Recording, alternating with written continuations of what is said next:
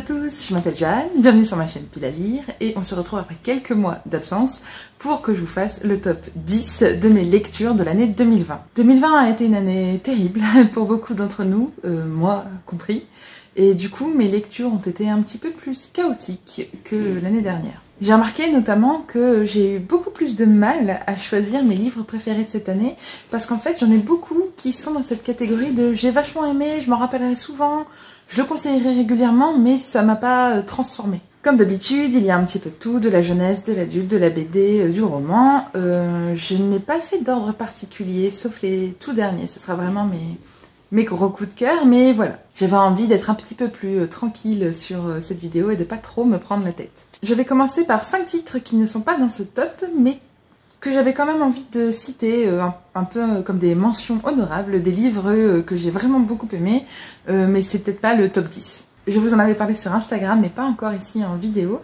La dernière abeille de Bren McDibble, qui est une autrice australienne. C'est un roman un peu dystopique à partir de 10-11 ans, qui se passe dans un monde où les abeilles ont disparu, et on va suivre Pivoine, qui est une jeune abeille qui vit à la campagne, et son travail c'est de polliniser les fleurs.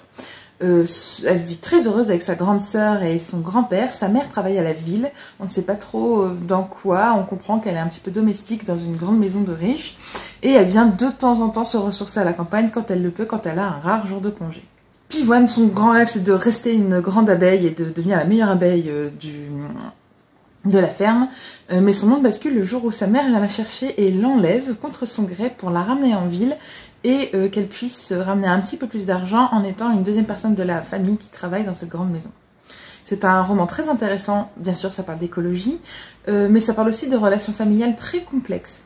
La mère de Pivoine est quelqu'un qui clairement s'attache au monde d'avant qu'elle a connu, contrairement à Pivoine qui a toujours vécu dans ce monde où une pomme coûte super cher parce que c'est très rare, et elle voudrait si possible retrouver le confort et le luxe de sa vie d'avant.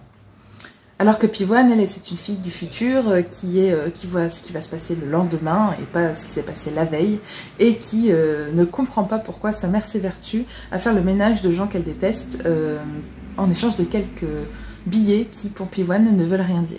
Il y a aussi une belle histoire d'amitié avec la petite fille riche qui habite dans cette maison, qui a très peur du monde extérieur, des maladies, des terroristes, etc. Et du coup, c'est un roman très bienveillant sur le futur, qui montre qu'il y a des choses terribles qui vont sans doute arriver, mais qui garde une petite touche très optimiste et très sympa. Autre mention spéciale, cette année j'ai lu une trilogie en entier grâce à Agatha, avec qui j'ai lu en entier ses romans, que je ne m'attendais pas d'une part à apprécier autant, et d'autre part à lire tous les trois la même année, ce qui ne m'arrive jamais pour des séries. Il s'agit des Mystères de l'Arispem de Lucie Pierapajot. C'est une uchronie qui se passe dans un Paris où la commune a réussi, entre guillemets, en 1870. C'est le peuple qui a pris le pouvoir, et notamment la caste des bouchers. Et on va suivre 3 jeunes gens, un orphelin, une demoiselle qui vient de la campagne et une pure larispémoise, une fille née à Paris, qui vont se retrouver tous les 3 impliqués dans une histoire de complot, de manipulation un peu magique, mystique. Voilà, j'en dis pas plus. L'univers était super intéressant, c'est un univers un peu steampunk, aux règles hyper bien pensées. Enfin, je trouve que c'est un roman qui se lit surtout pour les inventions intéressantes de l'univers que pour les personnages qui m'ont parfois semblé un petit peu creux. Mais j'ai pourtant lu quand même la trilogie en entier avec beaucoup de plaisir. Voilà, c'était très bonne lecture, et je suis surtout très fière d'avoir lu les 3 tomes en un an. 2 autres mentions spéciales pour des romans que je n'ai pas avec moi, mais dont je vous ai déjà parlé dans une vidéo que je vous mettrai en lien ici.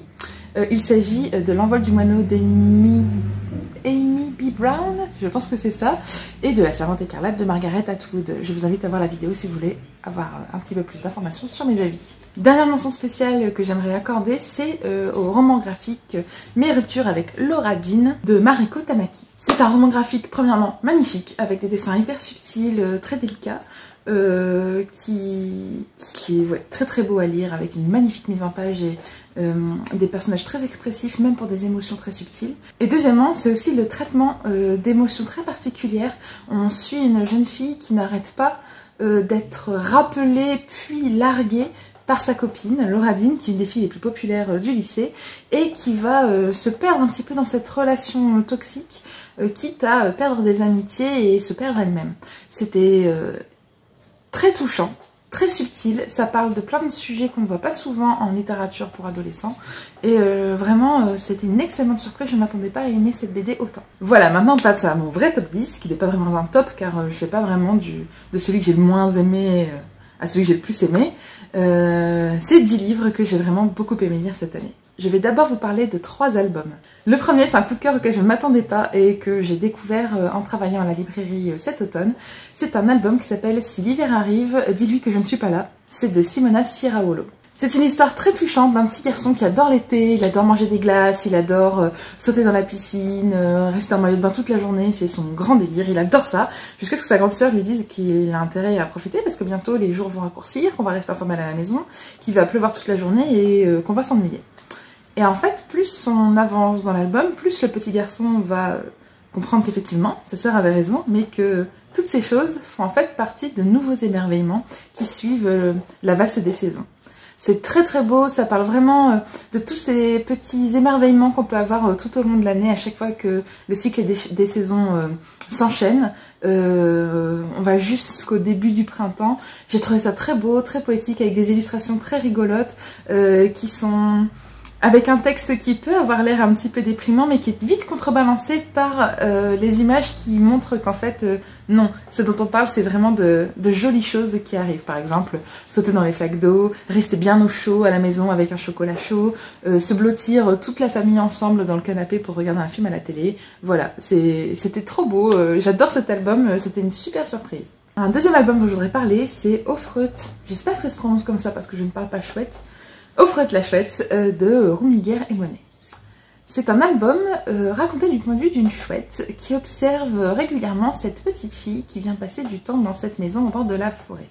On ne sait pas si c'est une maison de vacances, si c'est la maison de ses grands-parents, quoi qu'il en soit, cette petite fille est passionnée d'observation de la nature et la chouette va peu à peu lui faire confiance car elle la voit de plus en plus se promener dans les bois à la nuit tombée et s'émerveiller de toutes les petites choses qui font le quotidien de la chouette. Il va y avoir une belle histoire d'amitié entre l'oiseau et la petite fille qui va se développer. Et ce qui m'a surtout séduite dans cet album, c'est les illustrations. Un traitement graphique incroyable, surtout au niveau de la lumière et des choses qui sont suggérées. Enfin, j'ai adoré cet album. Et surtout le point de vue d'une chouette. On essaie de se mettre dans la tête d'une chouette qui est tout en perception et en sensation. J'ai trouvé ça très bien fichu, un très très bel album que je vous recommande. Troisième album que j'ai adoré, c'est Cette nuit on part en vacances. C'est écrit par Bélière et illustré par Yann Dehaze. On a tous vécu ça, de partir en vacances en pleine nuit pour faire une très longue route et arriver à la nuit tombée du jour suivant sur notre lieu de vacances. Et bien, on va suivre un petit garçon, son frère et ses parents à travers une longue épopée dans la voiture, où on va revivre un petit peu toute la magie, toute la poésie de ce départ en voiture un peu particulier. Le traitement des lumières est absolument incroyable dans cet album. C'est vraiment un gros coup de cœur de ce point de vue-là.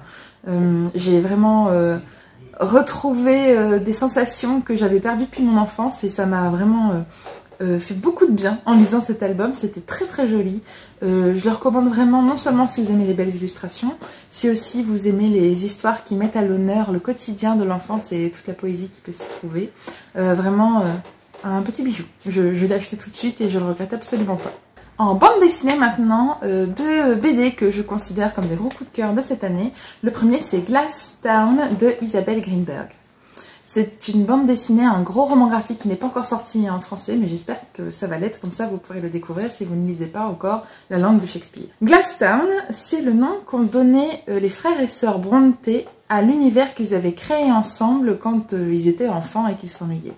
Quand on est enfant dans l'Angleterre du 19e siècle et qu'on a une éducation de livres et d'écriture, on s'écrit un monde imaginaire dans lequel on passe du temps avec ses frères et sœurs. Ce que j'ai beaucoup aimé, c'est que c'est à la fois une bande dessinée qui nous introduit à cet univers, qui nous présente un petit peu ces grands personnages et comment on peut les retrouver sous d'autres formes dans les autres œuvres des frères et sœurs Bronte, mais aussi c'est un très bel ouvrage sur la place que peut prendre la fiction dans la vie d'un auteur. C'est-à-dire, on voit un petit peu comment certains thèmes, certains personnages peuvent finir par hanter l'auteur de façon obsessionnelle.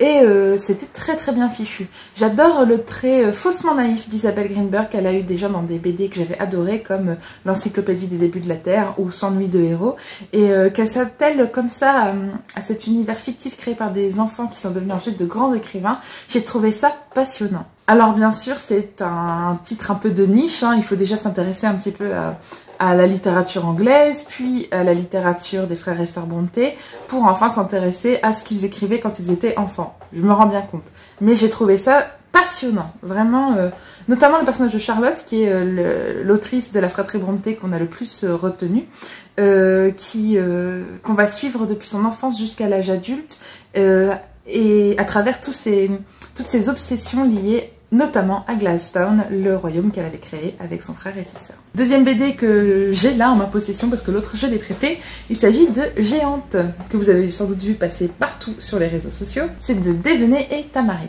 C'est une très longue bande dessinée divisée en chapitres où on va suivre une jeune fille qui est une géante, qui est adoptée par une famille de bûcherons au cœur de la forêt quand elle est petite, et qui a 6 frères, je crois, avant elle, et elle rêve, elle aussi, plus tard, de parcourir le monde et de vivre de grandes aventures. Ce que j'ai beaucoup aimé dans ce long conte où l'héroïne, Céleste, va du coup explorer un petit peu le monde, mais en même temps les méandres des sentiments humains, c'est que ce qui va lui être un frein dans sa vie, ce n'est pas du tout le fait qu'elle soit une géante de plusieurs mètres de haut, c'est que ce soit une femme. Ça va être un frein dans plein de choses dans sa vie, dans ce monde un petit peu de contes de fées, de fantaisie. Elle va chercher l'amour, elle va chercher le travail, elle va chercher dans quoi s'épanouir, et chaque fois les réponses des autres seront que des réponses partielles, jusqu'à ce qu'elle découvre quelle est sa vérité et sa réponse à elle qui lui convient à elle. C'est bien sûr une œuvre féministe, très intelligente, très bien menée, avec des illustrations absolument sublimes. J'aime beaucoup le trait qui est assez moderne et qui permet quand même d'avoir une certaine... comment dire, les traits peuvent paraître un petit peu lisses sur les personnages, ils n'ont pas énormément de grosses caractéristiques physiques, mais j'apprécie beaucoup ça parce que du coup on peut un peu projeter notre propre imaginaire des personnages sur les traits, ce que je trouve toujours très bien en bande dessinée où des fois on a tendance à trop en dire avec le dessin. Vraiment j'ai trouvé que c'était une magnifique fable, très bien racontée, avec des sujets très intéressants qu'on pourrait lire plusieurs fois pour en comprendre les différentes strates, c'était super. On passe maintenant au roman. Le premier roman dont je veux vous parler, c'est Max de Sarah Cohen Scully. J'en ai un peu parlé sur Instagram quand je l'ai lu. Ce livre a été une énorme claque. J'ai beaucoup de mal avec les romans jeunesse, enfin destinés, pensés pour la jeunesse, qui se passent pendant la Seconde et la Première Guerre mondiale, parce que je trouve qu'il y en a énormément et que c'est de plus en plus difficile de se renouveler et de raconter quelque chose qui n'a pas encore été raconté, ou en tout cas d'un point de vue différent. Là, j'ai compris pourquoi ce texte est régulièrement au programme et pourquoi il a marqué tant de personnes. On va suivre Max, qui est un enfant né du programme Lebensborn pendant le régime nazi. C'est un programme où en gros des femmes qui correspondent entièrement aux critères ariens, nazis, acceptent de prêter leur corps à des généraux, des hauts gradés qui respectent eux également les critères physiques nazis, pour avoir des enfants qui seront ensuite élevés, sans elles, sous les principes nazis. En gros, on va essayer de fabriquer des parfaits petits nazis.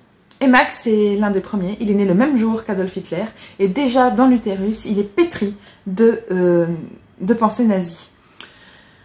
C'est assez intriguant parce qu'en fait, pendant tout le long du roman, on est à la fois dans la tête d'un enfant, donc qui découvre plein de choses pour la première fois, qui fait preuve d'assez d'innocence, dans le sens où il découvre les choses et il prend pour acquis ce qu'on lui raconte sur ces choses-là.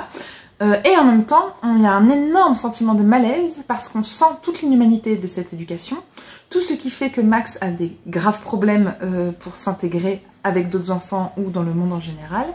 Et bien sûr, c'est un nazi. Et on est dans sa tête et on part du principe que... Enfin, il part du principe que tout ce qu'on lui a dit depuis la naissance, c'est la vérité et c'est comme ça que ça doit fonctionner. C'est très intéressant parce qu'il va traverser toute la guerre, enfin on va le suivre jusqu'à l'âge de 12 ou 13 ans, je crois, quelque chose comme ça. il va traverser toute la guerre en finissant par remettre en cause ses croyances, évidemment. Mais l'autrice ne nous épargne aucune des horreurs auxquelles ont réellement participé les nazis, y compris des dont je n'avais jamais entendu parler. Par exemple, le programme Lebensborn a vraiment existé, je ne le savais pas. Non seulement j'ai appris des choses que je ne savais pas sur cette époque, mais en plus le roman est très poignant. Pas parce que Max est un personnage touchant, au contraire, c'est parce qu'il raconte. Et ce qui est très perturbant pour le lecteur, c'est de voir ce décalage entre l'horreur de ce qu'il raconte et la désinvolture avec laquelle il trouve cela normal. C'était impressionnant. Je ne m'attendais pas à aimer autant et c'était une belle claque, on peut le dire. Le deuxième roman de ce top 10, c'est La ville sans vent d'Éléonore de Villepoix. Je suis jury pour le PLIB 2021 cette année et je me suis notamment inscrite pour pouvoir lire beaucoup plus d'imaginaire et ce qui était une de mes volontés pour l'année dernière et que j'avais beaucoup de mal à réaliser. J'ai donc lu ce titre uniquement pour ça. Je l'avais reçu en SP au magasin et je n'en attendais pas grand chose. Je trouvais juste la couverture très jolie. Et j'ai été agréablement surprise.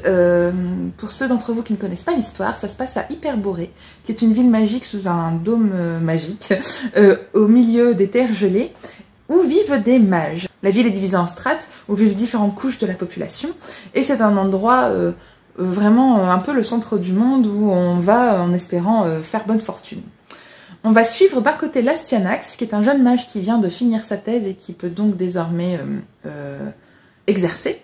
C'est un peu un prodige, hein, il est très très fort en magie et il vient d'ailleurs d'un des niveaux les plus bas, du coup il y a une espèce d'échelle sociale qui fait qu'il a un recul un petit peu sur les actions à Hyperborée. Et lorsqu'il sort de sa soutenance de thèse, il découvre que son mentor est mort. Tout le monde pense que c'est de cause naturelle, mais lui il est persuadé que ça a été un meurtre. Du coup il va mener l'enquête tout en intégrant le conseil du roi de ce royaume-là, ce qui lui semble d'ailleurs assez étrange. Donc il y a cette histoire de complot d'un côté avec Lastianax, et de l'autre côté on va suivre Arca, qui est une jeune Amazone de 11 ou 12 ans. Les Amazones sont les ennemis naturels d'Hyperborée depuis toujours. Elles vivent dans les forêts au nord d'Hyperborée, et Arca, tout ce qu'elle sait de ses origines, après avoir traversé des épreuves terribles, c'est que son père était un mage qui venait d'Hyperborée, et c'est tout ce qu'elle sait de lui. Ça m'intéresse beaucoup car elle-même elle développe de la magie, ce qui n'est pas du tout le cas chez les Amazones d'habitude, et elle se pose beaucoup de questions. Du coup elle se rend à Hyperborée pour essayer de retrouver son père et lever le voile sur ses origines. C'est très intéressant, c'est bien raconté, j'ai trouvé que c'était assez original.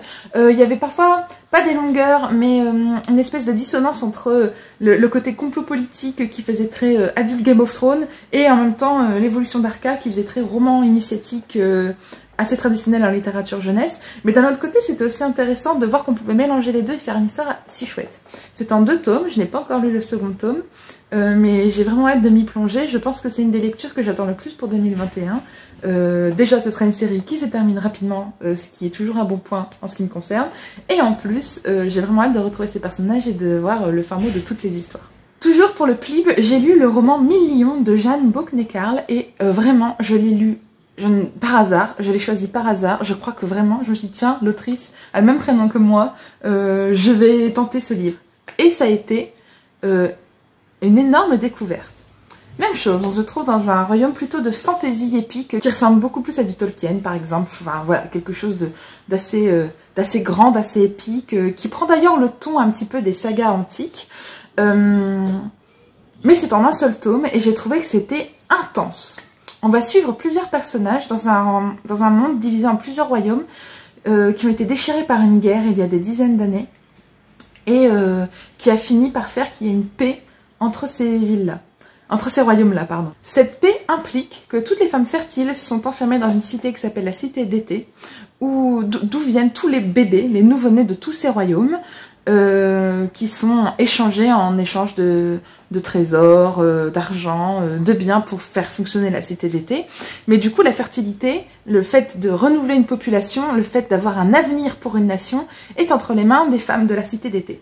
Et tous les autres peuples qu'il y a autour, qui sont très variés et très originaux. Enfin, j'ai vraiment été assez subjuguée par l'inventivité de l'autrice.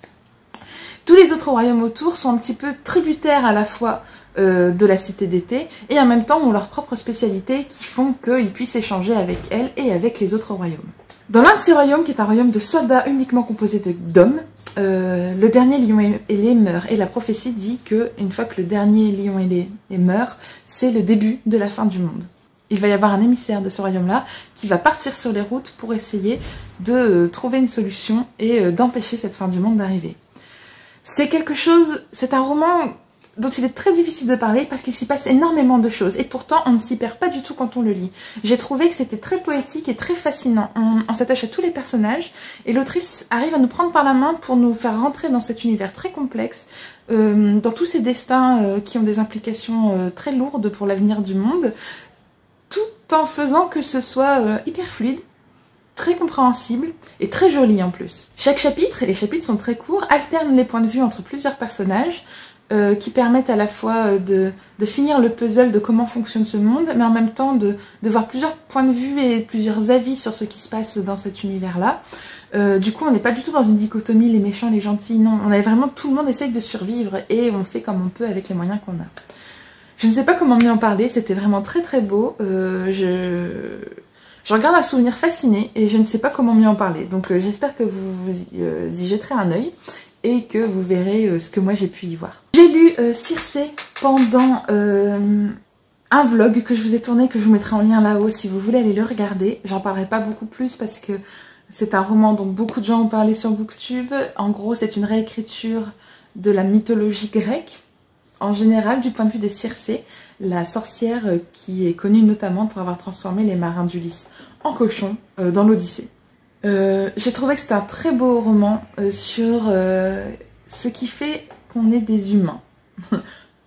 En gros, pour faire simple, ça parle de ça. J'ai trouvé que c'était très bien écrit, j'ai noté plusieurs phrases que j'ai trouvées très jolies. Voilà, j'en dis pas plus. Allez voir mon autre vidéo si vous voulez en savoir plus sur mon avis sur ce livre. Mais vraiment, je pense que c'est l'un des romans qui m'a le plus marqué cette année. J'ai acheté Le Chant d'Achille en anglais, qui est dans ma pile à lire, que j'espère lire en 2021. La plus grosse claque de cette année, le roman, vraiment, j'ai pas fait de top, mais lui c'est le premier, et les autres ils sont tous après, plus ou moins ex-aequo. C'est un roman qu'on m'a prêté, d'ailleurs je te remercie beaucoup Nicolas, parce que l'exemplaire que je vais montrer c'est le tien, mais j'ai hâte de me l'acheter pour moi. C'est Le Chien Noir de Lucie Barat. Je l'ai lu parce que Nicolas me l'a fortement conseillé, et j'ai adoré. Si vous me suivez depuis un moment, vous savez que j'aime les réécritures de contes, les ambiances de contes de fées, mais qui font pas contes de fées à paillettes où tout est bien qui finit bien. Non, le vrai conte de fées, celui qui met un petit peu les frissons et qui ensuite remue des choses en vous que vous saviez pas que vous aviez. Vous voyez un peu ce que je veux dire? C'est exactement le cas ici. Ensuite, une jeune princesse qui est la fille du roi Cruel. Donc déjà, ça commence pas très bien. Et le roi Cruel, il a beaucoup de mal avec sa fille qui rêve de voyage, d'aventure et qui a envie de sortir de l'enceinte de son immense château. Il prend le premier prétexte, une œillade d'un domestique, pour l'accuser de frivolité et l'enfermer dans sa chambre. Elle ne pourra en sortir que quand un prétendant viendra la chercher en offrant 10 fois le montant de sa dot. Donc c'est une princesse, je vous laisse imaginer déjà le montant de sa dot, mais si en plus c'est quelqu'un qui peut l'offrir 10 fois, c'est que forcément c'est quelqu'un qui n'existe sans doute pas. Elle est désespérée, elle se morfond dans sa tour jusqu'au jour où un homme richissime arrive au palais et propose au roi de l'épouser. Il a bien plus que 10 fois la dot de la princesse et elle accepte, elle n'a pas vraiment le choix, elle part avec lui. Cet homme est grand, très fort, avec une grosse voix de baryton un peu comme ça, et une longue barbe avec des reflets bleus. Vous voyez où je veux en venir? Elle arrive dans le palais de cet homme après des jours et des jours de voyage. Et d'ailleurs, pendant le voyage, leur carrosse va renverser un chien et elle va insister pour pouvoir le garder et le soigner. Et malgré lui, un petit peu, en prenant ça un peu comme un caprice de jeune fille, son mari va accepter. Et ça va devenir le fidèle compagnon de la princesse.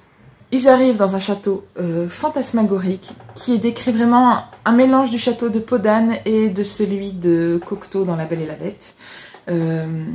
Où il n'y a qu'un seul serviteur alors que l'espace est gigantesque et il va y avoir des petits indices sur les précédentes épouses de ce prince un peu étrange et la princesse va essayer de découvrir à la fois qui est vraiment son mari et essayer de survivre à un mari qui a l'air beaucoup plus cruel que ce qu'il n'est en réalité. Je ne sais pas si j'en parle bien, j'espère que je vous donne envie. En tout cas, j'ai retrouvé dans ce roman tout ce qui fait que les contes de fées sont si importants.